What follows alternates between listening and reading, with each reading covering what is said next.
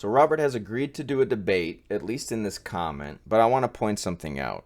People like Robert, because Robert makes this very clear in his videos, they're very much against any notion of you controlling the dog or dictating to the dog, making rules for the dog. Why do you need to control the dog? But this comment proves that he doesn't apply that same philosophy or that same psychology, someone who's read all these books on psychology, to people. So he says, you're like a nagging girlfriend talking to me like I owe you anything. I never said you owed me anything, Robert. You extend an open invitation to anybody. So, you should honor that.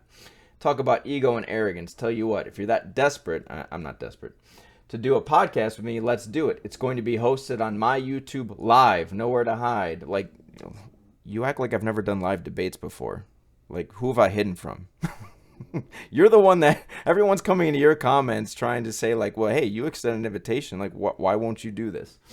I'm not hiding, Robert. There are going to be basic rules, and I will lay out the rules when you are on said live. No, Robert, that's a little slimy, right? We should agree on rules. There shouldn't need to be any rules. Like, why can't we have a civil discussion? But we should agree on these rules before we schedule this thing, right? That's how two adults, grown men handle things. Let's figure it out first and then schedule this.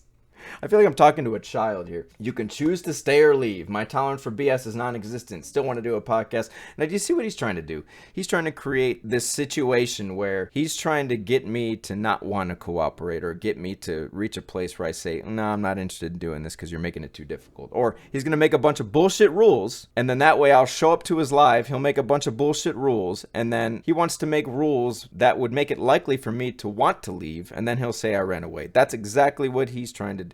You think you're clever, Robert, but you're not. Anyway, I agree. Let's do this. Let's figure out some ground rules and figure out a day and time, and let's get this shit rolling.